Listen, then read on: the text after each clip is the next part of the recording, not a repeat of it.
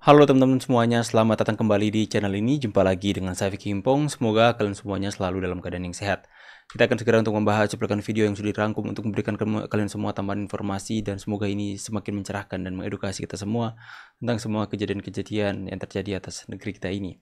Kita patut untuk mendukung apa yang seharusnya kita pandang baik dan melawan apa yang benar-benar mau menimbulkan perpecahan di antara kita semua. Sebelum kita untuk membahas videonya, buat kalian semua yang mau pesan kaos rakyat Mulyono seperti yang saya pakai, kalian bisa mendapatkan WhatsApp admin saya di kolom komentar. Saya akan berikan pin. Kita akan bahas videonya. Malam hari ini nggak tahu ya, rasanya saya seneng saja, gembira banget. Saya hadir langsung di tengah-tengah. Kenapa ada lagu sedih? Aku barusan video tadi sudah sedih-sedih. Coba kita lain ya.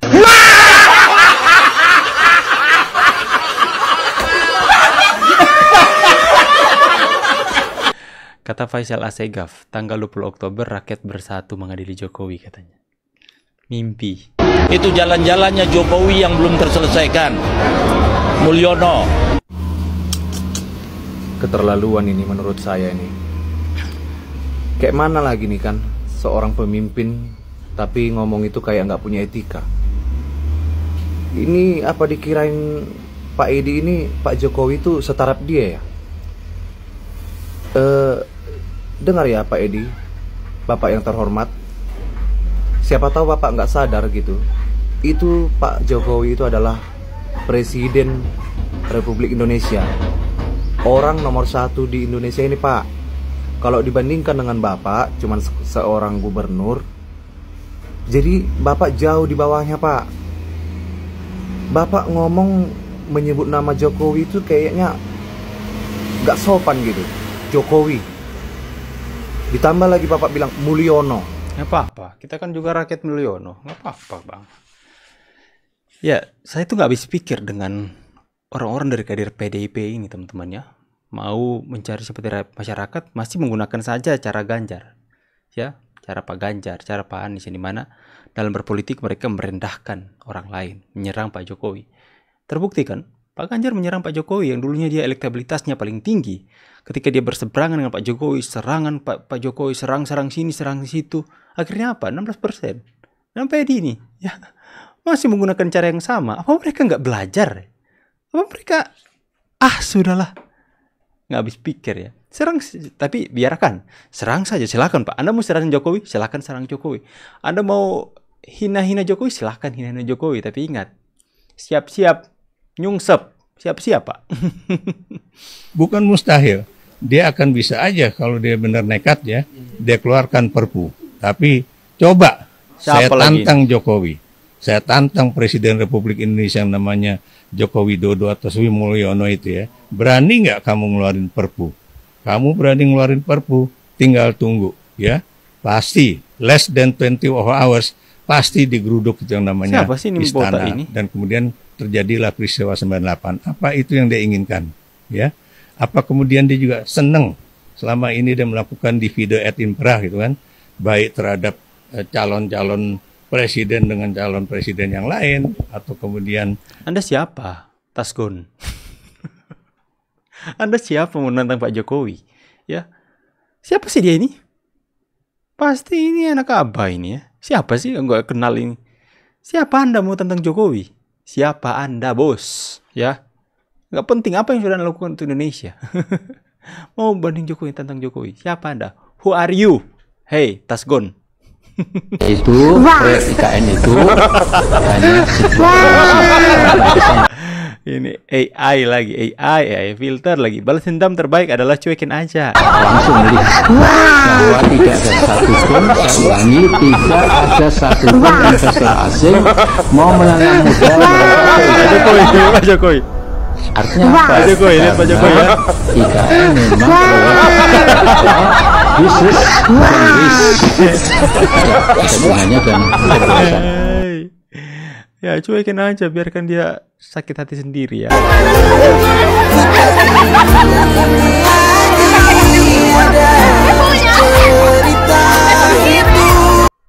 Sedih ditinggal mantan, sedih ditinggal Pak Jokowi. Itulah terbukti di lapangan, Pak Jokowi begitu dicintai rakyat, biarkan mereka keluar-keluar semuanya. Kau! Hei! Kau! Kenapa kau? Kenapa kau? Kau bajingan! Kau bajingan juga. Siapa yang paling biadab di Republik ini? Anda, Siapa yang paling mengkhianat di Republik ini? Ruslan. Kenapa Ruslan? Sekali lagi, siapa yang paling bajingan di Republik ini? Ruslan. Maka kau harus bertanggung jawab. Sekarang saya balik pertanyaan. Saya katakan kepada kalian semua subscriber. Siapa yang paling jahat di Indonesia ini? Tulis di kolom komentar. Siapa yang paling bajingan di negeri ini? Tulis di kolom komentar. Atas kerusakan sistem tata kelola berbangsa dan bernegara di Republik ini. Betul tidak sedikit.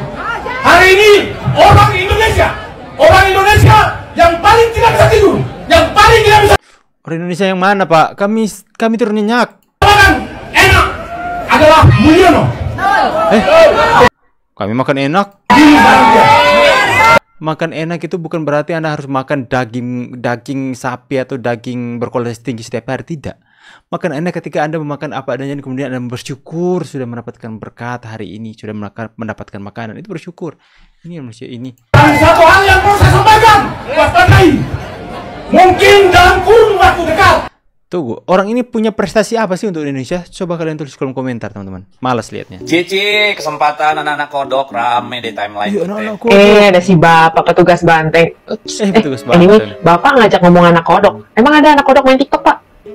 Rame deh jagat maya dengan buzzer-buzzer yang mempertanyakan, oh dinasti di PDI Perjuangan, bla bla bla. Tadi ini kan adalah orang yang lantang banget kalau misalnya komentarin apa yang disampaikan orang lain atau yang dilakukan oleh orang lain. Ya boleh dong, kita juga boleh ikut komentar dong tentang apa yang pada disampaikan. Hidupin dong Pak fitur-fiturnya supaya kita lebih gampang komentarin, gak usah repot-repot tuduh dulu dan manual kayak gini kan. Kalau memang berani mengomentari orang lain, harus berani juga dikomentarin oleh orang lain Pak. Udah matikan kolom komentar. Kejadian di Banten itu sudah berbulan lalu, ya sudah melalui proses mahkamah internal dan keputusan di KPU. Oke, terjadi hal-hal yang tidak benar gitu. Akhirnya melalui mekanisme diputuskan ada pelanggaran-pelanggaran terkait pemilu. Clear itu. Jadi itu jauh sebelum insiden di Lemhanas di mana orang itu menyerang, katakanlah mengkritik secara langsung juru bicara KPK. Jadi itu hanya panggung untuk mencari simpati publik. Kalau dipikir pakai logika, kalau bapak bilang si doi emang udah bermasalah dari berapa lama, kenapa doi masih ada di acara itu? Coba deh, pikir deh. Oke? Jangan tarik-tarik ke PDIP dong ya. Kalau diterusin nanti malah dia yang rugi. Udahlah, nggak usah dengar petugas partai. Nah, masih ingat kan mereka, Reza Rahardian, mereka kan trek-trek politik dinasti. Nah, gimana sekarang? Kenapa pada bungkem? Ya? Saya Tia Rahmania yang sebelumnya adalah caleg DPR RI terpilih Banten 1 fraksi PD Perjuangan. Dalam kesempatan ini memang secara khusus kami hadir di sini di Mabes Polri khususnya karena ingin melakukan konsultasi langkah-langkah hukum ataupun langkah-langkah bijak yang bisa kita lakukan menghadapi situasi yang ada. Sesungguhnya secara khusus saya ingin menyampaikan rasa kecewa yang mendalam terkait keputusan KPU Republik Indonesia yang mana itu mengakomodir keputusan dari Mahkamah Partai PDI Perjuangan, tempat saya berlindung, di mana itu adalah rumah saya, yang mana secara sepihak saya dituduh menggelembungkan suara. Saya di sini kesempatan hari ini melakukan konsultasi karena sesungguhnya hasil putusan Bawaslu Provinsi hal tersebut bukan seperti itu adanya. Oleh karenanya, makanya saya berinisiatif dengan didampingi oleh tim serta kuasa hukum saya, kami hadir dan berkonsultasi ke Mabes Polri ini sendiri.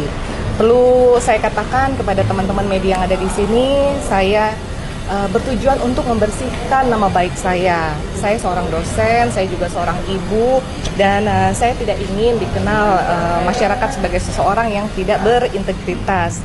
Saya hanya ingin nama baik saya kembali. Korban. Ini bukan bicara tentang kembalinya atau saya menjadi legislator kembali di periode 2024. Tapi yang lebih tepat lagi adalah saya ingin membersihkan nama baik saya.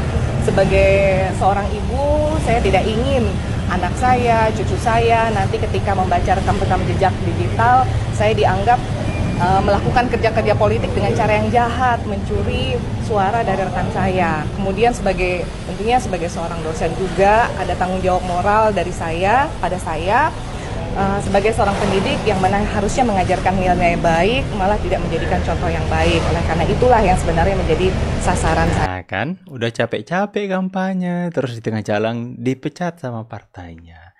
Siapapun pasti kesal ya teman-teman ya. Ya, itulah yang terjadi kalau kalian bisa melihat. Gimana sih? Kalian masyarakat pasti sudah bisa menerka-nerka atau mulai bisa untuk berasumsi sendiri ya tentang kejadian yang terjadi. Demi kekuasaan, segala sesuatu bisa dihalalkan. Sekalipun orang-orang yang darinya baik difitnah mungkin jadikan korban untuk bisa jadi jalan untuk seseorang bisa naik. Oke teman-teman ya, kalian semoga bisa paham maksud dan tujuannya. Saya pamit dulu teman-teman. Sebelum itu kalian sekali lagi yang mau pesan kaos Rakyat Mulyono, di kolom komentar ada nomor WhatsApp admin saya. Kita nanti akan pakai baju ini secara bersama-sama tanggal 20 Oktober dan kita akan live streaming Zoom bersama-sama di channel YouTube saya dan kita akan berdiskusi di sana. Setiap orang saya akan memberikan 3-5 menit waktu untuk memberikan kesan-kesan kalian selama Pak Jokowi memimpin 2 periode atas Indonesia. Saya pamit dulu teman-teman. See you on the next video and God bless you. Bye guys.